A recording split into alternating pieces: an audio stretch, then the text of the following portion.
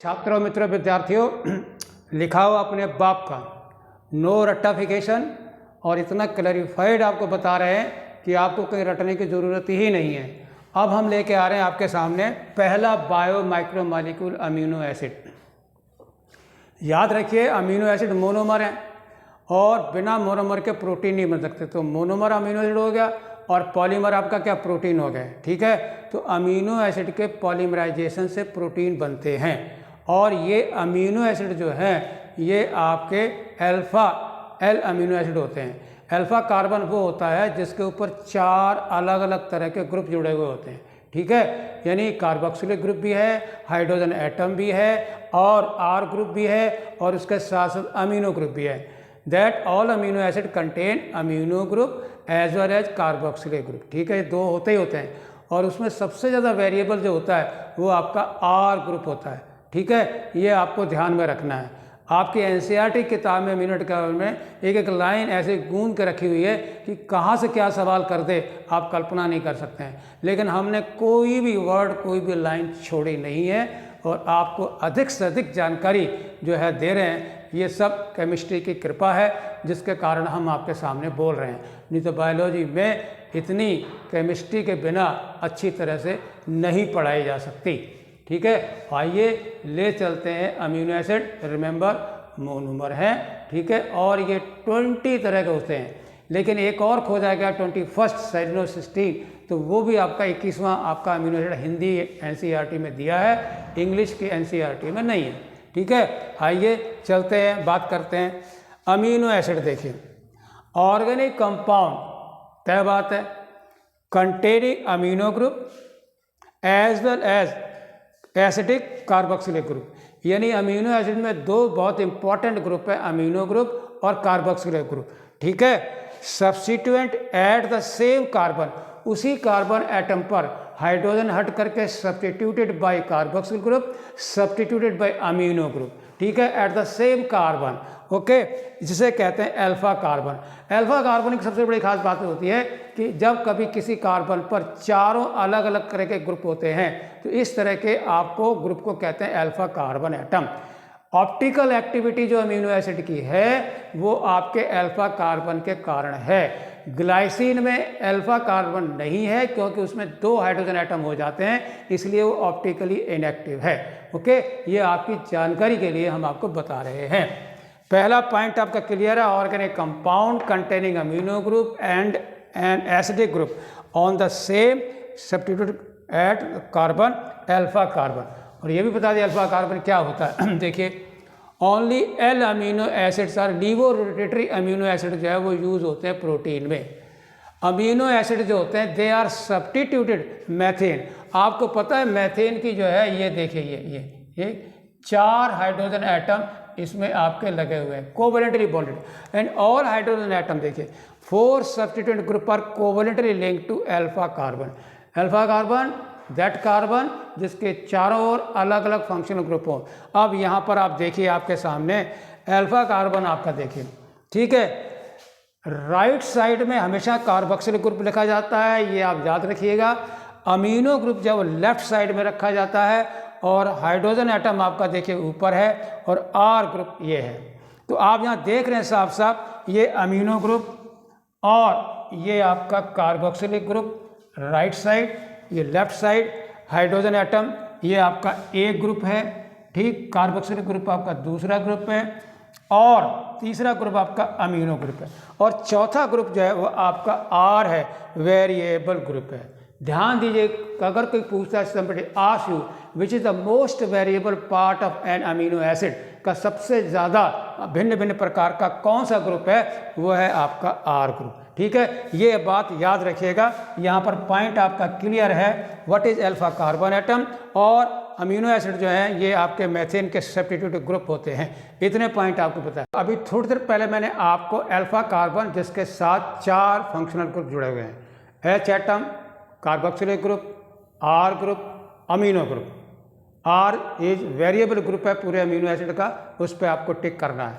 Amino acid on the left side, amino group left side, carboxylic group right side. आप जरा देखिए magic 20 क्या है। ये आपकी एक फ्रेज है जो आपके जो है FSC क्रिक ने दिया था। किसने दिया था? क्रिक ने।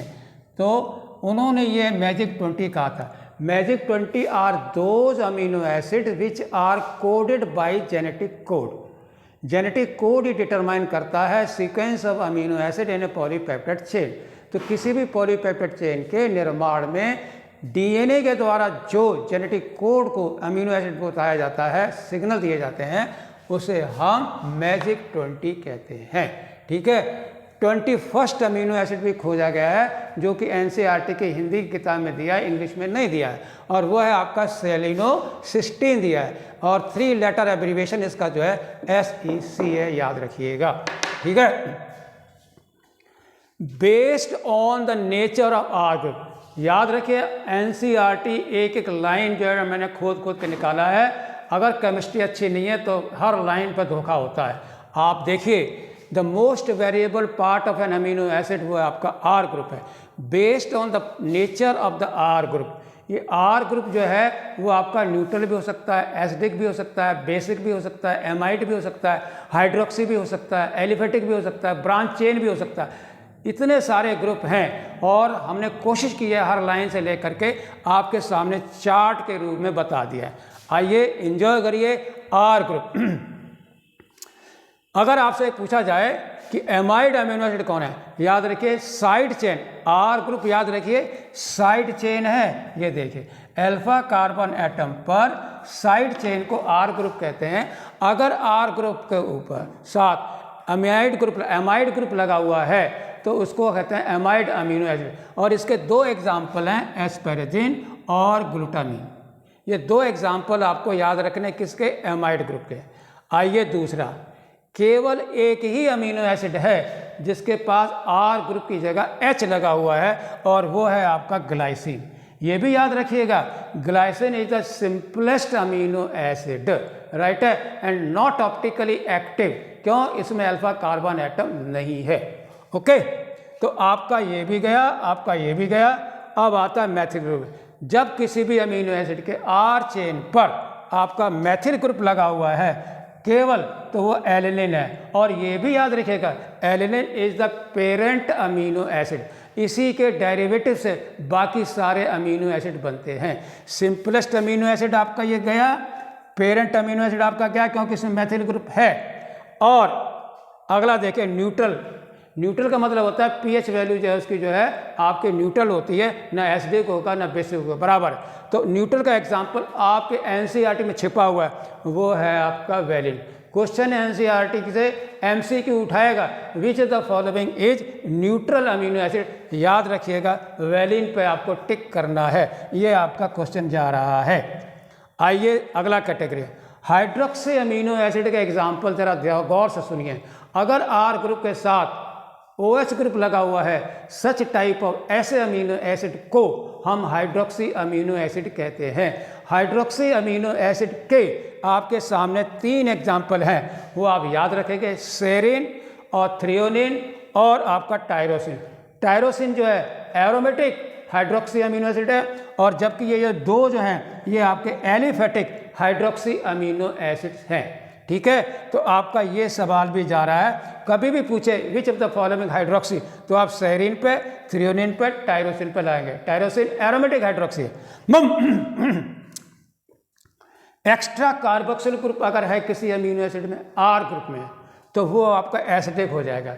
एसिडिक अमीनो एसिड के मित्र पर 2 एग्जाम्पल हैं, आपका एस्पार्टिक एसिड और ग्लूटामिक एसिड। ये ध्यान में रखिएगा, aspartic acid, glutamic acid both are acidic amino acid. क्यों है भाई? Due to presence of extra carboxylic group in the R group. तो आपका ये भी गया। ठीक है, अगर उसका OH हट करके अमीनो ग्रुप और लग जाता है तब आपका एमाइड ग्रुप है। तो याद रखने का तरीका, एस्पार्टिक एसिड से एस्पेरेजिन, ग्लूटामिक एसिड है ग्लूटामिन। ओके, तो ये भी आपका गया। अब आता है बेसिक अमीनो एसिड। तो आपका कहे कौन से बेसिक अमीनो एसिड रहते हैं? ऐसे अमीनो एसिड जिसमें एक्स्ट्रा अमीनो ग्रुप होता है आर के साथ जुड़ा हुआ, उनको कहते हैं basic amino acid. The amino acid which contain extra amino group in the R side chain, they are called basic amino acid. और इस बेसिक अमीनो एसिड के आपके 3 एग्जाम्पल हैं, वो है आपके हिस्टिडीन, आर्जिनिन और लाइसिन। ये आपको याद रखना है। आपके एनसीईआरटी किताब में एक दिया हुआ लाइसिन, हमने आपको तीनों बता दिए हैं, इसलिए आप ये धोखे में ना रहिए कि ये उसमें नहीं दिया हुआ। याद रखिए बेसिक के 3 अमीनो एसिड आपके ये हो गए, ठीक। तो आपका ये भी गया। एरोमेटिक का मतलब होता है यानी आर ग्रुप में आपकी बेंजीन रिंग है, बिना बेंजीन रिंग के एरोमेटिक होता नहीं कोई। तो एरोमेटिक के आपके सामने 3 एग्जाम्पल आपके जा रहे हैं, ट्रिप्टोफान, फेनिलएलनिन और टायरोसिन। टायरोसिन मैंने पहले बताया हाइड्रोक्सी है, ठीक है, और फेनिल में केवल बेंजीन है, और ट्रिप्टोफान याद रखिएगा एरोमेटिक है और most complex amino acid. Answer tryptophan. Okay, अब आखिर में आइए सल्फर कंटेनिंग अमीनो एसिड। आपके पास 2 हैं, एक है मैथियोनिन और दूसरा है आपका सिस्टीन, ठीक है। इस तरह से चार्ट के रूप में हमने आपके सामने माला पिरो दी है कि आप कम से कम टाइम में सारे सवालों को आप इस तरह से रिवाइज कर सकते हैं। हाइड्रोक्सी कौन सा है, एमाइड कौन सा है, एसिडिक कौन सा है, बेसिक कौन सा है, सल्फर कंटेनिंग कौन है और न्यूट्रल वाला कौन है, ठीक है। और ऑप्टिकली एक्टिव होते हैं सारे किसको, ग्लाइसिन को छोड़ करके। आइए 3 आपके स्ट्रक्चर एनसीईआरटी में बने हुए हैं अमीनो एसिड के, एक एक करके देखें। और ये कई बार आपके नीट के क्वेश्चन में ये सवाल आपके आए हैं। ग्लाइसिन में देखिए carbon atom attach to right side में कार्बोक्सिलिक ग्रुप, लेफ्ट साइड में अमीनो ग्रुप है, ठीक है, और 2 हाइड्रोजन एटम है। आर ग्रुप इज कौन सा अमीनो एसिड में जिसमें आर ग्रुप में केवल H लगा हुआ है, ये तो उसको आप कहेंगे ग्लाइसिन। ये स्वीट अमीनो एसिड है, सिंपलेस्ट अमीनो एसिड है, ऑप्टिकली इनएक्टिव है। ओके, इतनी सारी जानकारी आपको दे दी। अब अगला डायग्राम जो चित्र बना हुआ है वो है एलिनिन, ठीक है। इसमें क्या है, साइड चेन में आपका R जो है वो मैथिल ग्रुप है, ठीक है। मैंने आपको बताया एलिनिन, तो आप देख करके आपके टेबल के रूप में नीट में कई बार ये सवाल आए हैं, इसमें कौन सा मैचिंग में एलिनिन जो है मैथिल ग्रुप कंटेनिंग है, ये एलिनिन है। और ये भी मैंने आपको बताया था ये पेरेंट अमीनो एसिड है, बाकी अमीनो एसिड जो है वो इसी के डेरिवेटिव हैं। ओके, तो आपका ये वाला स्ट्रक्चर भी गया, glycine okay, alanine okay. Another तीसरा डायग्राम जो आपकी किताब में एनसीईआरटी में दिया हुआ है वो देखिए, alpha carbon carboxylic group right side, amino group left side, hydrogen atom ये रहा और हाइड्रोक्सिल ग्रुप लगा हुआ है। ये मित्र आपका सेरिन का है। यहाँ पर मैंने आपको बताया था हाइड्रोक्सी में देखिए सेरिन, तो ये एलिफेटिक हाइड्रोक्सी सेरिन और एरोमेटिक आपका एसिडिक टायरोसिन। इस तरह से ये है आपके 3 डायग्राम आपके एनसीईआरटी में दिए हुए हैं, और भी बना सकता है, कई बार आए हैं, ग्लूटामिक एसिड भी आया है, आपका ग्लूटामीन भी आया है। तो आपको सारे स्ट्रक्चर हम जब नेक्स्ट कभी और ज़्यादा मज़ा आएगा तो सारे स्ट्रक्चर भी हम आपको 20 के 3 letter abbreviation, single letter abbreviation, अभी क्योंकि एनसीईआरटी में नहीं दिया है तो इसलिए मैं इसको यहाँ पर टच नहीं कर रहा हूँ। अदरवाइज दोबारा फिर कभी मौका मिलेगा आपको बहुत ढंग से बताएंगे। Structure of amino acid changes at different pH level. ये आखिरी टॉपिक आपके अमीनो एसिड का, अलग अलग पीएच वैल्यू पर अमीनो एसिड अलग अलग तरह से बिहेव करते हैं। इसके 3 रास्ते हैं। अगर किसी अमीनो एसिड पर पॉजिटिव चार्ज भी है, नेगेटिव चार्ज भी है, negative charge is due to carboxylic ion के कारण है, ठीक, और पॉजिटिव चार्ज है वो आपका अमीनो ग्रुप के कारण है। Carboxylic group can donor proton, amino group can accept a proton. जो प्रोटॉन एक्सेप्टर है वो आपका बेसिक होता है और प्रोटॉन डोनर जो होता है वो आपका एसिडिक होता है। और ये तीनों का जो अलग अलग पीएच वैल्यू बदल जाती है। जब किसी मॉलिक्यूल को अमीनो एसिड के positive and negative charge present on the same molecule, यानी नेगेटिव चार्ज भी है यहाँ पर देखिए और पॉजिटिव चार्ज भी है, सच टाइप ऑफ जो है amino acid are found at the neutral pH. Okay, एक तो सवाल आपका ये गया। दूसरा यह, अगर किसी मॉलिक्यूल पर पॉजिटिव चार्ज भी है और नेगेटिव चार्ज है, उसे हम ज्यूटर आयन कहते हैं। क्या कहते हैं? ज्यूटर आयन कहते हैं। तो ये भी आपका सवाल आपका गया, ठीक है। एम्फोटेरिक नेचर किसे कहते हैं? The molecule which having both, यानी बेसिक भी और एसिडिक भी प्रॉपर्टी जिसके अंदर होती हैं उसको एम्फोटेरिक भी कहते हैं। That can behave either as a acidic और as a basic, that is called amphoteric nature. Okay, अब अगर आपका ये देखिए, ठीक, डी प्रोटोनेटेड होता है तब बेसिक मीडियम करें OH ज़्यादा है तब आपका जो है ये वाला स्थिति है ग्रेटर OH। तो ये बेसिक में आपका जो है नेगेटिवली चार्ज है, ठीक है। और एसिडिक जो है आपका आपके कहाँ पीएच जब प्रोटोनेटेड है वो डी प्रोटोनेटेड है, और यहाँ पर जो है पीएच जो है आपका एसिडिक मीडियम में आपका ये आपका होता है, ठीक है। तीनों चीज़ों ये इंटरकन्वर्टिबल है। कहने का मतलब है ये लाइन आखिरी में आपको बता रहा हूँ, structure of amino acid changes at different pH in A solution. PH बदलेगा तो उसका चार्ज भी बदल जाएगा। न्यूट्रल में आपको बता दिया है, बेसिक आपका मीडियम बता दिया है, एसिडिक मीडियम बताया है। This is all about amino acid according to NCERT। Thank you very much.